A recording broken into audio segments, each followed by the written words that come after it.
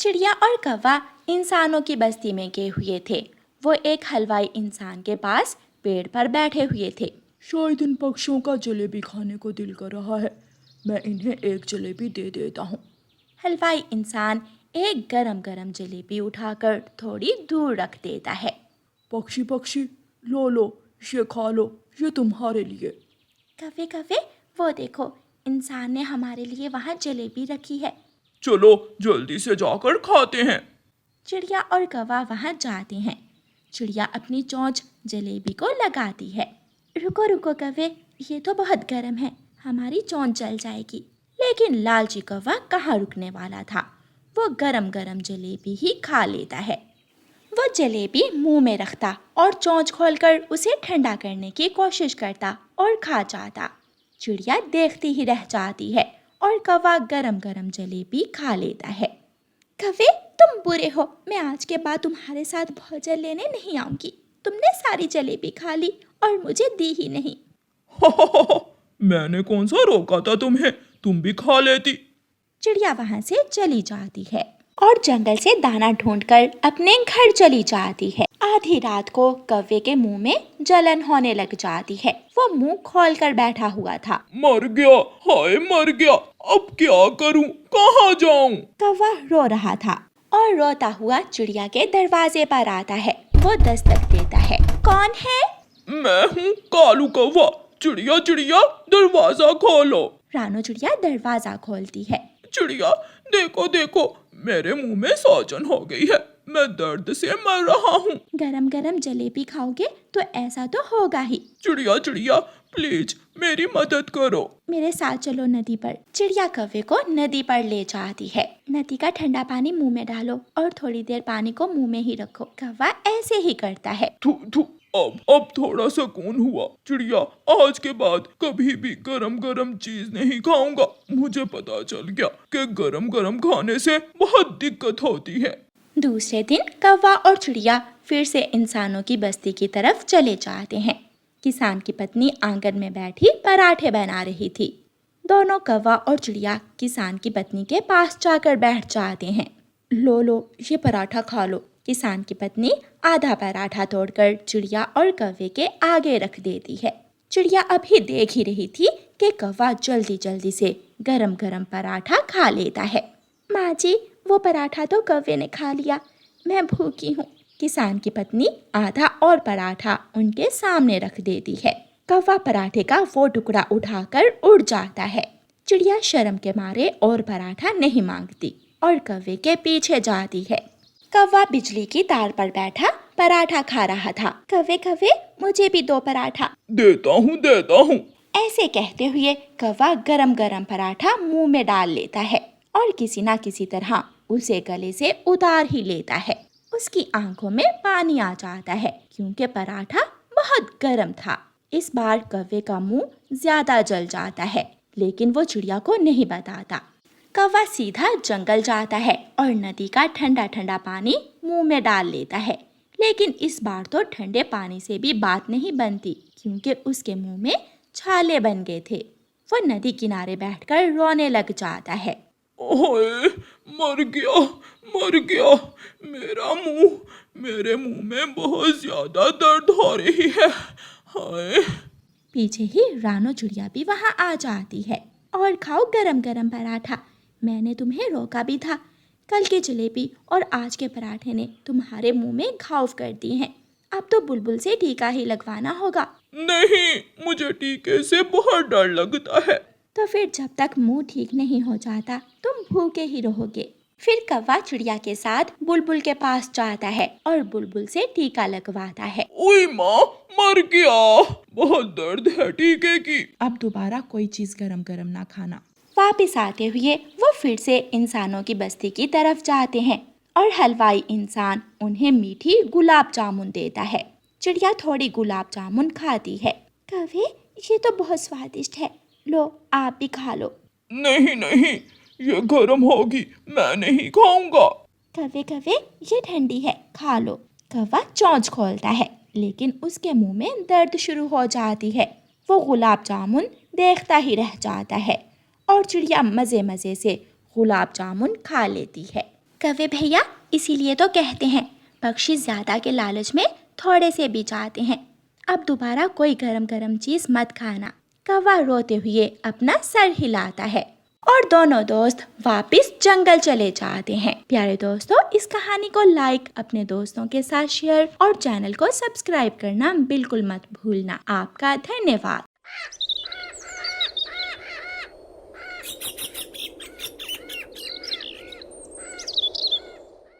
School से छुट्टी के टाइम कुकू अपना बैग खोलकर अपनी चीजें पूरी करता है। आज फिर मेरे कलर्स नहीं है। मेरे कलर्स की बोतल आज फिर खाली है। मम्मा फिर डांटेंगी। ऐसे रोते हुए कुकू अपने घर चला जाता है। कुकू बेटा, आज तो कलर्स गुम नहीं किए ना? इसी बात से तो कुकू डर रहा था और मम्मा ने तो घर जाते ही कुकू से ये पूछ लिया था। मम्मा सच मैंने आज बहुत ध्यान रखा, मगर मुझे पता ही नहीं चला कि आज फिर कब किसी ने मेरे कलर्स चोरी कर लिए और खाली बोतल मेरे बैग में डाल दी। कुकू बेटा, अपनी चीजों का ध्यान रखा करो। मैं तो हैरान हूँ, जो बच्चे दूसरों की चीजें चोरी करते हैं उनकी माएँ भी उन्हें मना नहीं करती। मम्मा मेरा कोई दोष नहीं है। मैं तो बहुत ख्याल रखता हूँ। अब तो मैं अपना बैग ब्रेक टाइम भी अपने साथ ही रखा करूँगा। फिर कुकू की मम्मा कुकू को नए कलर्स लेकर दे देती है। अब गुम ना करना, अगर अब गुम किए तो दोबारा तुम्हें कलर्स नहीं मिलेंगे। अब तो मैं अपने नए कलर्स बहुत संभाल कर रखूँगा मम्मा। कुकू को पेंटिंग का बहुत शौक था। वो हर समय अपने घर के बाहर बैठकर कोई ना कोई नई चीज बनाता रहता था। आज तो कुकू ने मिठू अंकल की तस्वीर ऐसे बनाई थी जैसे अभी मिठू पेंटिंग से निकलकर उड़ने लगेगा। कुकू बेटा, ये सच में आपने बनाई है? तो और क्या मम्मा, मैं किसी दिन आपको आपकी पेंटिंग भी बनाकर दिखाऊंगा। दूसरे दिन कुकू जब स्कूल से वापस आने लगता है तो उसके कलर्स फिर से गायब थे। आज तो वो बहुत हैरान था कि ये सब कैसे होता है, कैसे कोई चोर पक्षी उसकी चीजें चुरा लेता है। घबराया हुआ कुकू घर आता है, मगर आज वो अपनी मम्मा से कुछ नहीं कहता। माँ तो माँ होती है, वो अपने बेटे की शक्ल देखकर ही पहचान लेती है कि उसे क्या मसला है। दिखाओ, अपने कलर्स दिखाओ मुझे, क्या तुम्हारे बैग में है? कुकू खामोश रहता है। मम्मा, मैं अब आपसे नए कलर्स लेने की जिद नहीं करूँगा। सॉरी मम्मा, मैं आज फिर अपने कलर्स ना बचा सका। निराश होकर कुकू नदी पर चला जाता है। मम्मा देखो मम्मा, आज फिर मैंने कुकू को चूना लगा दिया। आज फिर मैंने उसके नए कलर्स चुरा लिए। तुम्हारे पास तो और भी कलर्स हैं जग्गू बेटा। अब ये नए कलर्स संभाल कर रखना। जब अपने मामा जी के पास जाओगे तो अपने मामा जी के बेटे को दे देना ये कलर्स। लो जी, तब तक तो और ना जाने मैं कितने कलर्स चुरा लूंगा। मैं अब पक्का चोर बन गया हूँ मम्मा, मैं कभी पकड़ा नहीं जाऊंगा। जग्गू बेटा, किसी को पता तो नहीं चला स्कूल में कि सारी चोरियां तुम करते हो? नो मम्मा, किसी को कुछ पता नहीं है। कुकू चुप हो जाओ, ऐसे रोते रहोगे तो क्या तुम्हारे कलर्स वापस आ जाएंगे? अब मुझे मम्मा नए कलर्स भी तो नहीं लेकर देंगी। इस बार तो मम्मा ने महंगे वाले कलर्स लेकर दिए थे मुझे। मेरे पास कलर्स की नई बोतल पड़ी है घर में, मैं तुम्हें दे दूंगी, मगर कुकू इस बार तुमने एक काम करना है।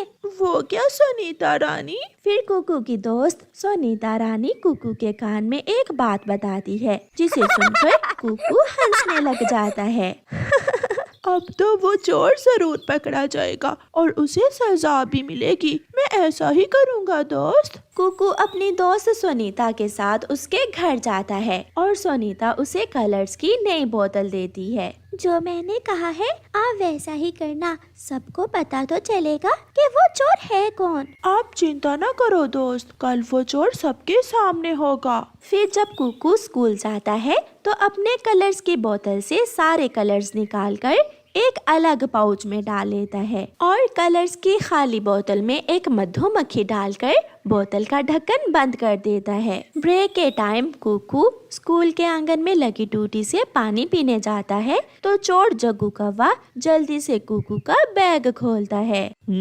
तो कुकू आज फिर नए कलर्स लाया है, देखूं तो कैसे हैं, अगर अच्छे हुए तो चुरा लूंगा। ऐसा सोचकर जग्गू बोतल का ढक्कन खोलता है। अंदर से मधुमक्खी निकलकर जग्गू कौवे पर हमला कर देती है और उसके चेहरे पर काटती है। बचाओ बचाओ, कोई मुझे मधुमक्खी से बचाओ। फिर मधुमक्खी जग्गू की नाक पर, उसकी आंखों पर, उसके कान पर मधुमक्खी काट काट कर जग्गू को लाल कर देती है। तोता टीचर, कुकू और सभी छोटे पक्षी जग्गू को देखकर हंस रहे थे। जग्गू बहुत शर्मिंदा था। तो ये तुम हो जो हर रोज मेरे कलर्स चुराते हो। उम्मीद है आपके बाद तुम ऐसा नहीं करोगे। जग्गू वहाँ से भाग जाता है। जग्गू, जग्गू बेटा, ये तुम्हारे चेहरे पर क्या हुआ है?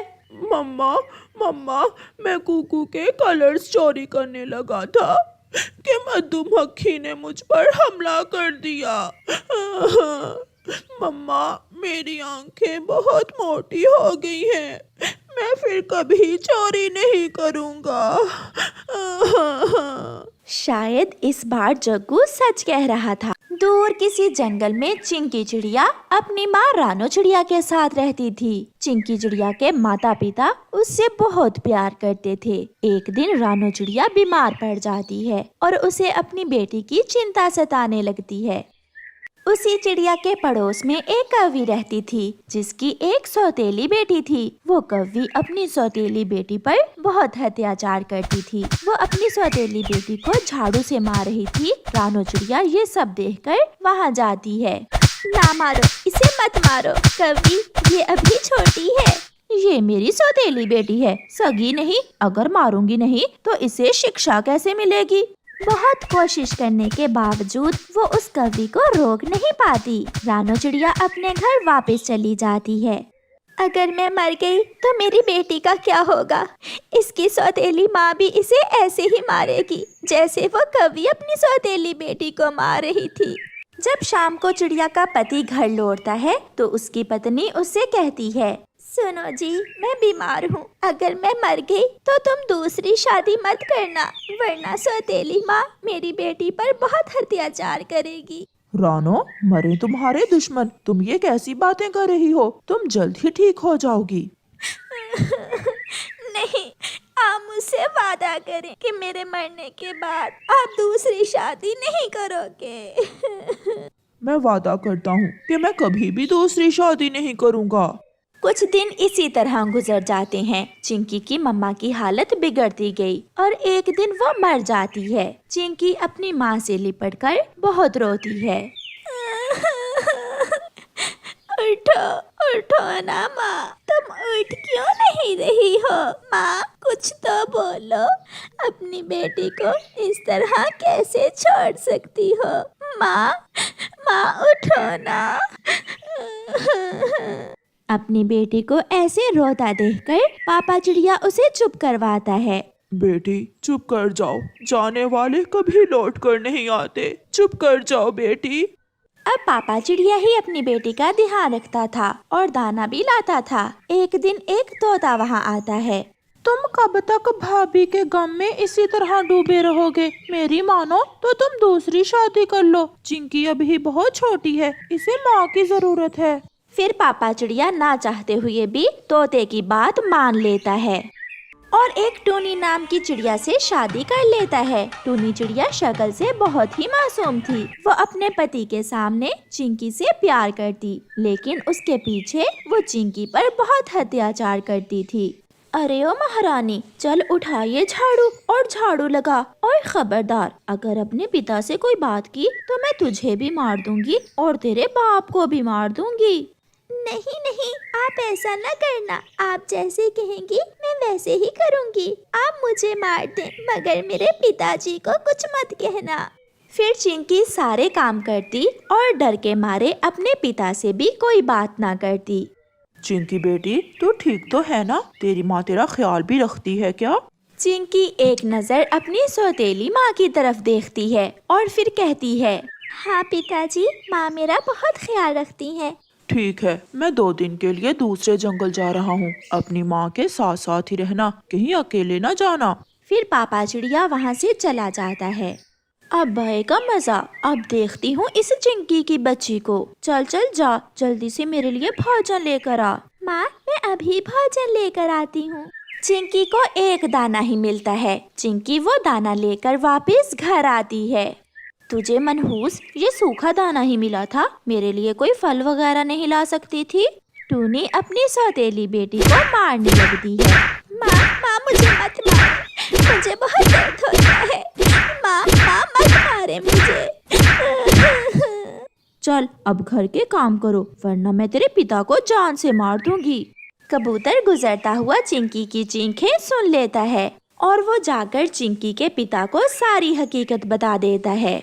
कुछ ध्यान अपनी बेटी पर भी दे दिया करो। तेरी दूसरी पत्नी बहुत अत्याचार करती है उस बेचारी पर।